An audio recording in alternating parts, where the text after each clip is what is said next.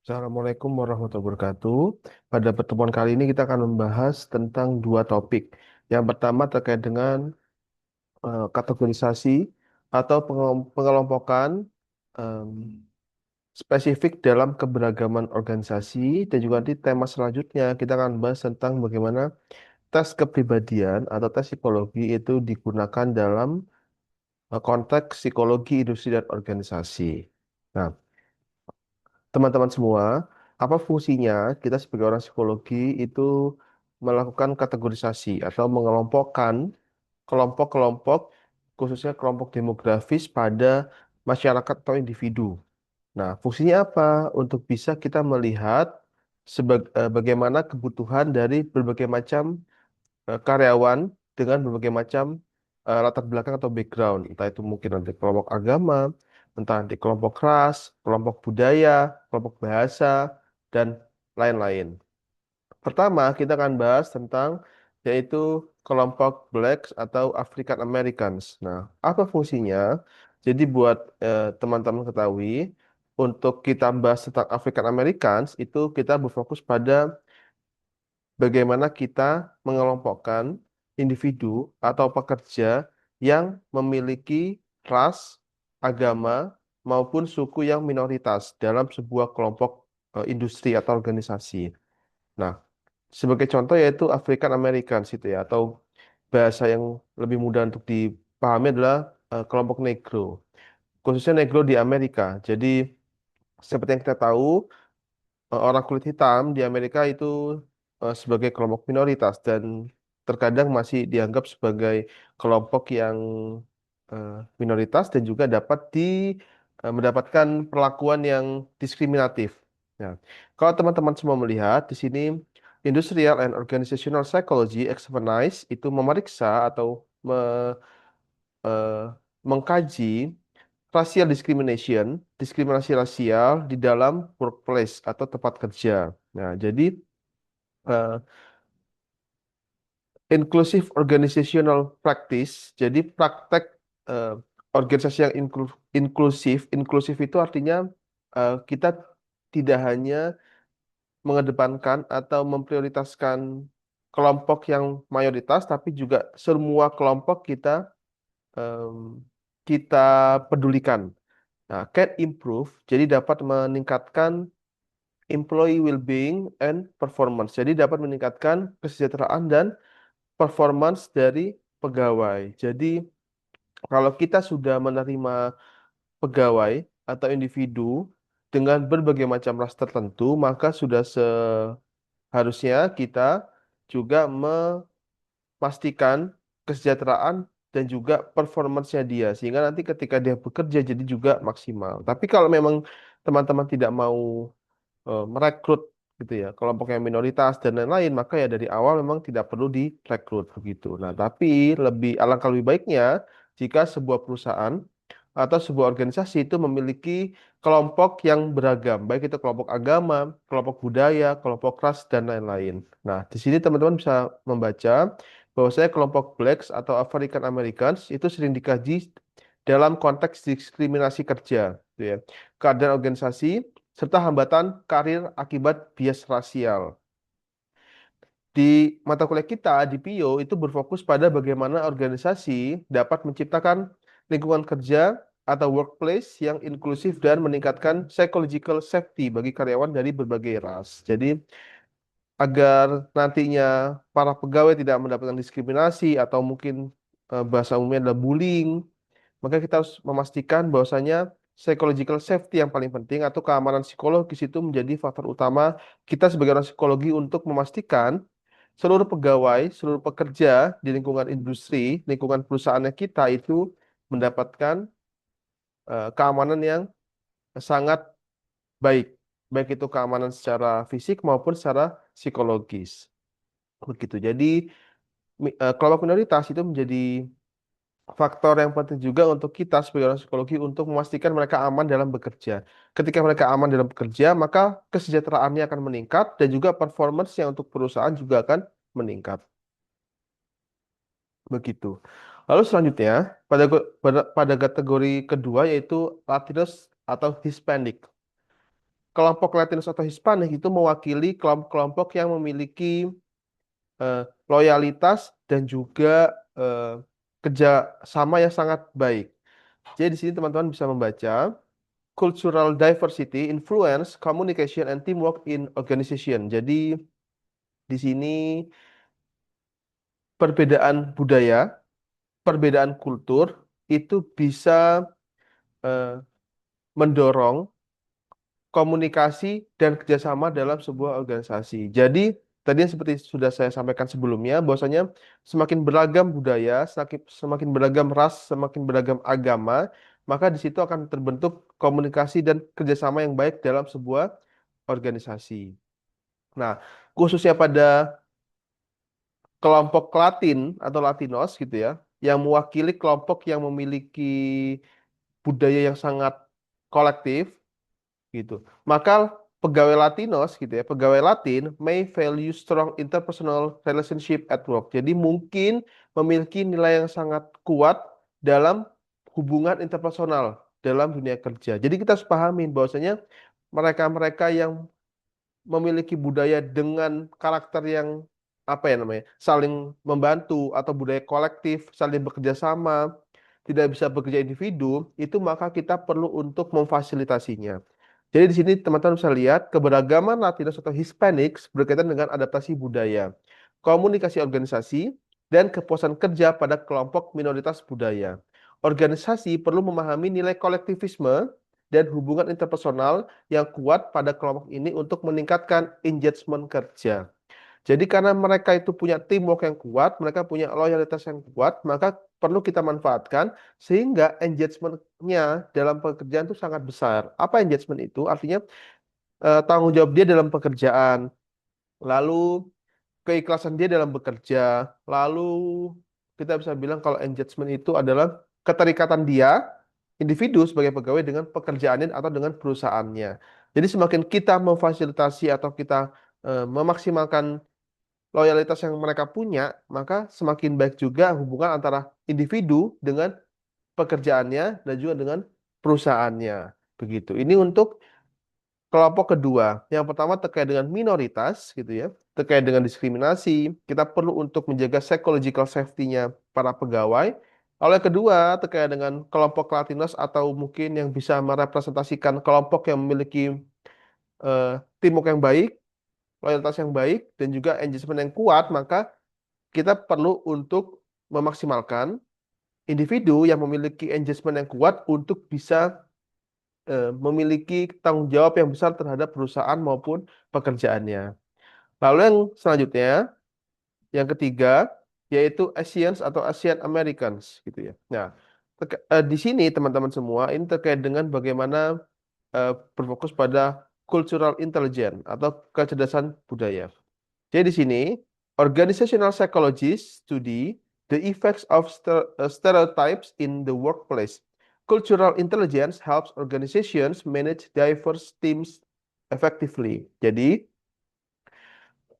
kecerdasan budaya gitu ya, itu dapat menolong organisasi untuk mengatur perbedaan tim secara efektif. Di sini teman-teman bisa melihat stereotip terhadap Asians atau Asian Americans itu mempengaruhi penilaian kinerja, promosi dan dinamika kelompok kerja. Penelitian juga menunjukkan pentingnya cultural intelligence dalam mengolah tim multikultural. Jadi, pentingnya kita itu memiliki cultural intelligence itu adalah agar kita dapat mengelola tim dengan berbagai macam eh, keragaman budaya, ras, agama, dan lain-lain. Termasuk juga yaitu jenis kelamin. Jadi dengan kita mengetahui bagaimana karakteristik masing-masing budaya, bagaimana cara mereka berkomunikasi, bagaimana cara mereka hidup, bagaimana cara mereka survive. Nah, itu membantu kita untuk bisa menyusun dan membangun budaya eh, perusahaan, budaya kerja yang juga sesuai. Nah, itu dia teman-teman semua. Lalu selanjutnya, kita akan bahas tentang jenis kelamin dan gender. Jadi, tidak hanya terkait dengan budaya dan ras, tetapi juga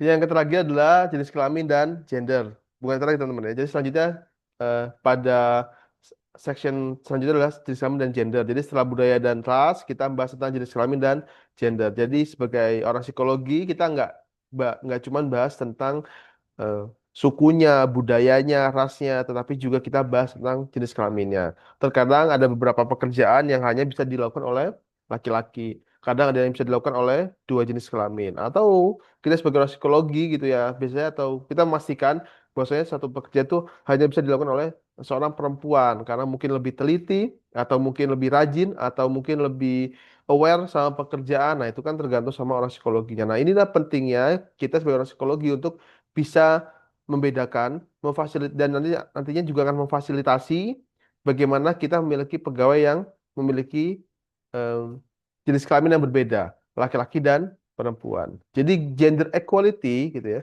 atau kesetaraan gender itu berhubungan gitu, is associated with higher organizational commitment and job satisfaction. Jadi dia terkait dengan komitmen organisasi yang tinggi, dan juga kepuasan kerja yang juga tinggi.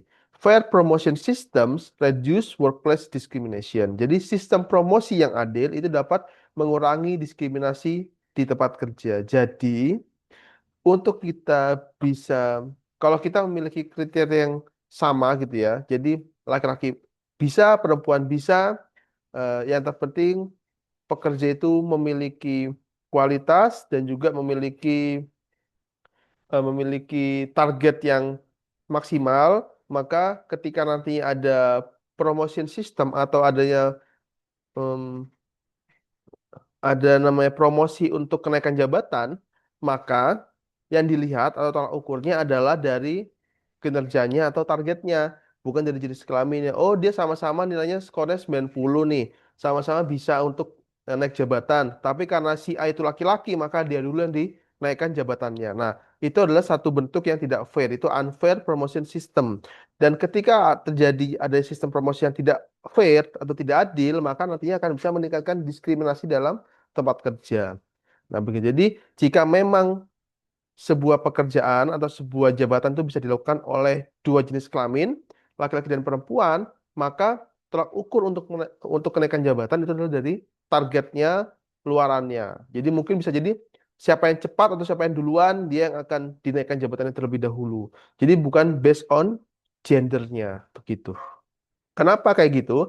Karena isu gender itu berkaitan dengan kesenjangan upah, glass ceiling, diskriminasi kerja, dan kepemimpinan perempuan, gitu ya. Jadi kalau teman-teman mungkin perhatikan masih ada beberapa kantor, perusahaan, atau mungkin beberapa industri atau organisasi itu yang masih memandang bahwasanya untuk menjadi pemimpin itu yang bisa adalah seorang laki-laki, sehingga ketika ada seorang perempuan yang memiliki kinerja yang maksimal gitu ya, memiliki target yang sangat baik, yang sangat maksimal, terus juga orangnya juga memiliki karisma, tapi karena dia perempuan, maka dicarilah laki-laki yang bisa menggantikannya sebagai pemimpin. Nah, itu dia nanti yang akan menimbulkan diskriminasi di tempat kerja. Pendekatan psikologi organisasi itu menekankan pentingnya equity, diversity, dan inclusion. Inclusion atau di sini adalah EDI untuk meningkatkan kepuasan dan komitmen kerja. Jadi kita memastikan untuk adanya keberagaman, adanya inklusi, adanya kesetaraan. Begitu teman-teman. Itu terkait dengan jenis kelamin dan gender.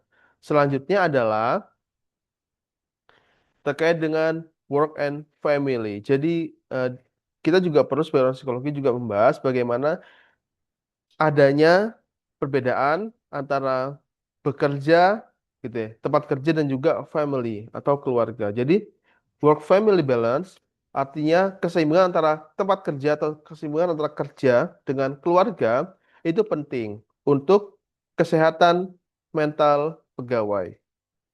Jadi flexible work arrangement can reduce burnout and job stress. Jadi jika kita memberikan pekerjaan yang fleksibel untuk para pegawai itu dapat mengurangi burnout gitu ya dan juga job stress. Burnout itu semacam em, apa ya? Overwork, kelebihan kerja, kelebihan jam kerja, stres, numpuk. Jadi sehingga ketika pulang ke rumah itu pegawai juga akhirnya juga masih memikul beban pekerjaan dan juga job stress. Nah, adanya flexible work itu membantu pegawai untuk bisa menyeimbangkan antara pekerjaan dan juga keluarga. Itu yang disebut dengan work family balance. Jadi, work family conflict dan work life balance sebagai faktor yang mempengaruhi stres kerja, burnout dan juga produktivitas. Organisasi yang mendukung keseimbangan kerja keluarga cenderung memiliki employee engagement yang lebih tinggi. Jadi kalau kita mau pegawai kita memiliki engagement yang tinggi terhadap perusahaan dengan pekerjaannya, maka kita harus memaksimalkan atau memfasilitasi bagaimana dia itu dapat menyeimbangkan hidupnya antara pekerjaan dan juga dengan keluarganya. Jangan sampai gara-gara kita ini HR atau HRD di sebuah perusahaan, maka kita fokus ke kerjaannya. Jadi kita terus pacu dia untuk bekerja, bekerja, bekerja agar targetnya terpenuhi.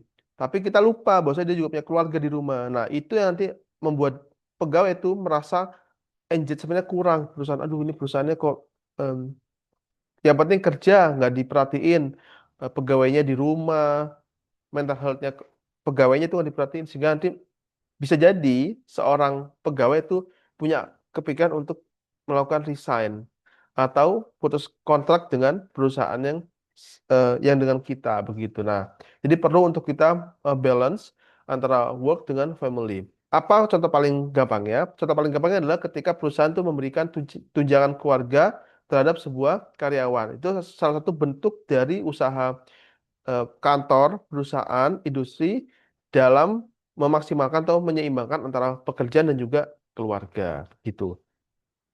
Selanjutnya adalah religion atau agama. Nah, kalau agama itu benar agama itu dapat meningkatkan nilai dan perilaku dalam tempat kerja.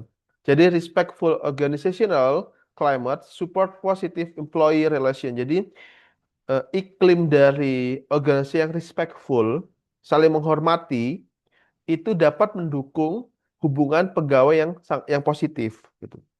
Jadi walaupun di sana keberagamannya banyak, ada Islam, ada Hindu, ada Kristen, ada Konghucu, ada Buddha. Tapi dengan cara itu, lalu kita sebagai HR atau HRD itu memfasilitasi keberagaman tersebut, itu menciptakan yang namanya positive employee relations gitu ya. Jadi teman-teman semuanya, keberagaman bukannya kita malah cuma satu agama yang kerja di tempat kita itu malah lebih baik. Nggak selalu, malah terkadang dengan adanya em, agama, budaya, ras yang diverse gitu ya, yang beragam, itu membuat pegawai, membuat perusahaan atau industri atau kantor itu akan berpikir bagaimana caranya menyeimbangkan seluruh elemen dalam eh, pegawai, dalam pekerjaan, dalam industri. Oh, ada macam-macam, ada orang Jawa, ada orang Medan, ada orang Papua. Gimana cara biar mereka komunikasinya baik? Bagaimana biar mereka memiliki penempatan pekerjaan yang sesuai? Nah, gitu. Oh, kalau orang Medan, mereka jangan jadiin sales. Kalau orang Medan itu kan ngomongnya keras. Kalau dia jadiin sales, nanti nggak ada yang mau beli produknya. Maka orang Medan mungkin bisa ditempatkan di tempat-tempat yang mungkin tidak membutuhkan komunikasi yang baik gitu. Misalkan tempat-tempat yang tempat lain yang sesuai dengan divisinya. Misalnya eh, orang Medan bisa menjadi supervisor karena ketegasannya begitu ya. Nah, itu bisa. Oh, eh, kalau orang Jawa Tengah jangan dijadiin ini, jangan jadi supervisor, nanti pegawainya pada pada berontak misalnya gitu ya. Oh, kalau kalau orang-orang Jawa Tengah mungkin dijadikan bendahara karena telaten, orangnya sabar gitu ya, fokus. Nah, itu nah, hal kayak gitu contohnya seperti itu teman-teman itu bisa kita dapatkan ketika kita memiliki pegawai dengan budaya dan suku yang beragam. Begitupun juga agama, ketika banyak sekali agama yang dimiliki oleh pegawai kita gitu ya, keberagamannya sangat diverse, maka kita juga bisa, oh besok ini ada hari besarnya teman-teman Buddha, maka apa yang harus kita lakukan? Oh, besok ini ada hari besar dari teman-teman Islam, apa yang harus kita lakukan? Oh, habis ini ada hari besar dari teman-teman Kristen, apa yang harus kita lakukan? Gitu. Karena secara tidak langsung untuk kita bisa survive, kita berusaha untuk juga memperingati hari-hari besar dari agama lain dan itu menimbulkan apa? Menimbulkan positif employee relation, hubungan pegawai yang positif karena akan saling menghormati, akan saling mensupport, akan saling mendukung. Gitu teman-teman semua. Jadi kita udah bahas tentang budaya dan ras, kita sudah bahas tentang jenis kelamin dan gender, kita sudah bahas tentang religion atau agama. Di tema kedua kita akan bahas tentang personality types industrial and organizational circumstance. Jadi kita akan bahas tentang tipe-tipe tipe-tipe kepribadian di mana di dalam lingkungan organisasi dan industri. Nah, pertama adalah Ocean atau Big Five personality. Ini adalah tipe kepribadian yang sangat umum yang tidak hanya dimiliki oleh atau digunakan dalam dunia industri, tapi juga sebenarnya digunakan di berbagai macam sektor, entah itu pendidikan, sosial, dan lain-lain.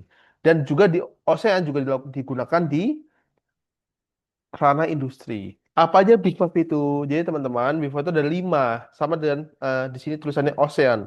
O itu terkait dengan openness to experience atau terbuka dengan pengalaman, openness to experience. Lalu tipe kepribadian yang kedua adalah C, conscientiousness. Conscientiousness ini adalah orang-orang yang memiliki seni, memiliki tanggung jawab yang besar. Lalu jika ada meja atau ruangan yang berantakan, dia akan merapikannya dengan baik, disusun dengan baik, sesuai dengan warnanya, sesuai dengan fungsinya dan lain-lain. Itu conscientiousness. Lalu yang ketiga adalah extraversion. Extraversion ini adalah kalau teman-teman tahu extrovert sama introvert gitu, ini maka extrovert itu disebut dengan extraversion. Lalu yang keempat adalah A atau A, agreeableness. Adalah mereka yang agree itu kan sepakat ya, iya ya, apa mengiyakan. Sehingga agreeableness adalah individu yang em, sering mengiyakan. Jadi susah untuk menolak. Lalu apapun yang ada orang yang suka minta tolong, dia tolongin walaupun dia sendiri juga butuh pertolongan. Nah, itulah orang-orang yang agreeableness-nya tinggi. Lalu yang terakhir adalah N atau neuroticism. Jadi mereka-mereka individu yang gampang cemas, gampang takut. Nah, itu adalah neuroticism. Ada 5 jadi di Ocean, di Big Five itu.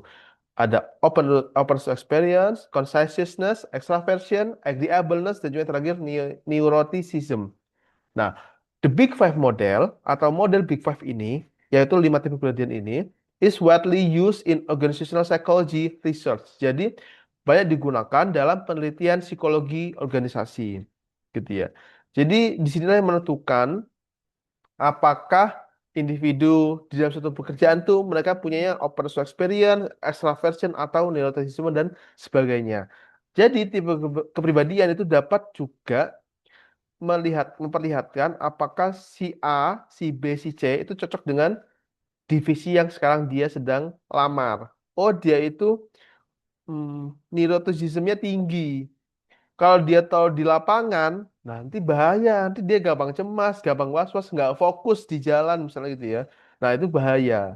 Nah, hal seperti itu teman-teman yang perlu kita juga secara sebagai orang psikologi itu bisa melihat calon pegawai dari tipe kepribadian. Oh, dia orangnya agreeableness-nya tinggi atau gampang mengiyakan. Kalau dia menjadi sales misalnya gitu ya teman-teman ya. Wah, ini kalau jadi sales nanti kalau customer minta diskon, minta apa, diain terus ini. Dia susah untuk nolak, nanti malah rugi perusahaan. Nah, hal seperti itu yang perlu kita untuk kaji lebih lanjut. Oh, apakah dia cocok atau tidak dalam sebuah pekerjaan dilihat dari tipe kepribadian ASEAN. Selanjutnya ada tipe kepribadian MBTI atau Myers-Briggs Type Indicator. Ini teman-teman pasti sudah cukup familiar. Ini adalah ada 16 tipe kepribadian. Kalau teman-teman ingat ISTP, ENFJ itu merupakan tipe dari kepribadian MBTI. Kita bisa di sini kita nyebutnya adalah 16 personalities MBTI gitu. Jadi MBTI itu adalah umumnya commonly used to improve, digunakan untuk meningkatkan improve communication and teamwork in organization. Jadi meningkatkan komunikasi dan kerjasama dalam organisasi. It helps, jadi MBTI itu menolong individual understand, pemahaman individu tentang preferensi pekerjaan dan style dari interpersonal.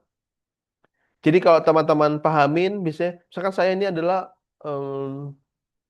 IN, INFP misalnya gitu ya. Nah, kalau saya mungkin cocoknya itu em, sebagai sekretaris. Kalau saya sebagai leader, sebagai pemimpin, saya tidak bisa karena misalkan kurang ekstrovert, orangnya terlalu introvert. Jadi nanti bisa jadi tidak bisa mengayomi pegawainya. Ya, tapi memiliki pemikiran atau daya daya pikir yang juga tinggi terkait dengan leadership, terkait dengan engagement dan lain-lain. Tetapi dari komunikasi interpersonalnya kurang, sehingga sebagai leader nggak cocok. Cocoknya jadi sekretaris atau wakil gitu. Nah, itulah yang bisa memperlihatkan apakah kita sesuai dengan pekerjaan kita atau tidak. Itu MBTI. Lalu selanjutnya ada DSC ya, contoh yang terakhir. Apa itu DSC? Ada 4 kepribadian. Ada dominance, ada influence, ada steadiness, ada compliance. Nah, ada 4 tipe kepribadian. DSC assessment itu are widely used, secara luas digunakan untuk communication and leadership training. Gitu. Model ini itu menolong organization understand behavior styles at work. Jadi kita bisa memahami bagaimana perilaku pekerja, perilaku individu dalam sektor pekerjaan. Begitu. Nah, inilah 3 contoh tipe kepribadian yang biasanya digunakan dalam sektor industri maupun organisasi. Jadi hari ini kita telah membahas pada tema ini, kita telah membahas 2 hal. Yang pertama adalah terkait dengan em, kategorisasi atau pengelompokan dari eh, masing-masing karyawan, baik dari budaya, ras, gitu ya. Ada juga jenis kelamin, lalu juga agama. Dan juga ada beberapa biasanya kalau sekarang sedang berkembang adalah membedakannya dari umurnya. Ada yang Gen Z, Gen Alpha, Baby Boomers itu juga perlu diperhatikan. Lalu tema kedua terkait dengan bagaimana tipe-tipe kepribadian itu digunakan dalam sektor atau dalam lingkungan industri dan organisasi. Ada 3 contohnya, yaitu pertama adalah ASEAN atau Big Five Personality, lalu yang kedua ada MBTI, ada 16 tipe kepribadian, lalu ada DISC, ada 4 tipe kepribadian, dan masing-masingnya juga em, digunakan sesuai dengan kebutuhannya masing-masing. Begitu teman-teman semuanya, untuk materi kali ini cukup sekian, terima kasih.